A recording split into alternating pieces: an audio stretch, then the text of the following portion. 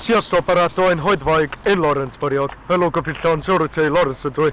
Wel, dwi yn Porth Madog o rwan achos heddiw nes i fod yn y pentre bach yn Gwynedd yn enw Croesor. Wel, ers bore yma nes i cael boso Dyma'r ar ei fod i Fangor a wedyn o Fangor i Gaernarfon a wedyn nes i cael taxi o Gaernarfon i Croesor sy'n costio 55 ond digon lwcus nes i talu 45 ac oedd hwnnw'n wallgo fyndi. Dwi'n gwybod. Wel, dwi yn Porth Madog o rwan achos nes i cael lift gan unrhyw ffrind fi ar ôl nes i fynd i'r sioe gelf neu orio gelf yn y pentre bach a Croesffordd ar ôl dwi wedi cael ei gwahoddiad gan Nia ac hefyd Ania. Mae'ch yn neis iawn, nath nhw wedi gwahoddiad y fi a fynd law. Rwan nes i cael lift gan Gwyn sy'n actor yn rond o rond wedi rhoi lift y fi ar y mwyn fynd i Porth Madog. Be dwi'n neud yn Porth Madog pan dwi'n chwilio am bws, dwi'n mynd i ddangos darn bach a hanes yn Porth Madog. Reit ôl, yn Porth Madog, yn y canol oesoedd, oedd yna porth yn enw Porth Madog yn reiddio, oedd yna hanes wedi gychwyn ers Madog neu Tywysog Madog yn ystod oes y Tywysogion. Felly, dwi'n mynd i dangos i chdi ble mae porth. Na chdi, ti'n gweld y llongau? Mi hwnna dangos i chdi ar y funud. Dyna ni, rydw i yn y doc ar y porth yn enw Porth Madog. Hanes Porth Madog yn dod yn ôl tuag at y canol oesoedd yn reiddio.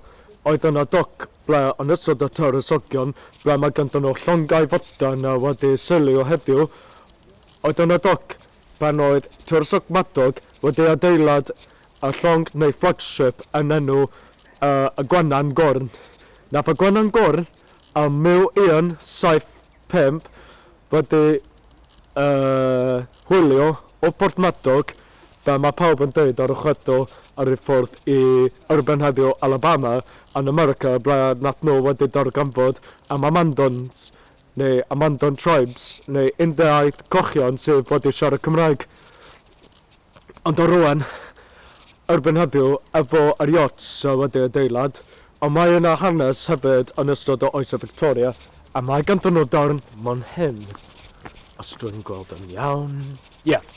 Mae'n deud, yn y cyfnod rhwng 1839 a 1890, gallwch disgrifio y fan hyn fel dynesaid Gogledd Cymru gyda'r dros feo longau defnyddio harbwr Porth Madog bob blwyddyn 116,000 o dynelli o llechi Blaenau Ffestiniog yn gadael i bob rhan o'r byd. Daeth tro ar fyd i Porth Madog ers hynny, ond mae hanes yn parhau wrth i dyref a dasu o fynion newydd. Dyma disgrifiad Porth Madog heddiw, ond yn y gorffennol, dyma Porth Madog yn 1875. Ti'n gweld lot o llongau efo hwylio i gyd yn gwerthu llachwedd, copar, te, llwyth o stwff o hyn. A dyma map Porth Madog yma. Porth Madog o 1875, Porth Madog erbyn heddiw. Felly, dyma'r darn bach o hanes. Ond ddim pad arall, mae yna hen gorsaf tren dros ble mae ganddyn nhw goj mewn hyn, zoom. Na chdi, ti'n gweld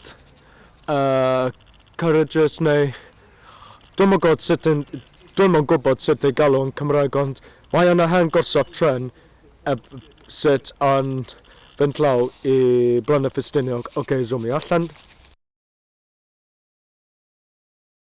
Dyna ni. Dyma darn bach o hanes am Porth Madog.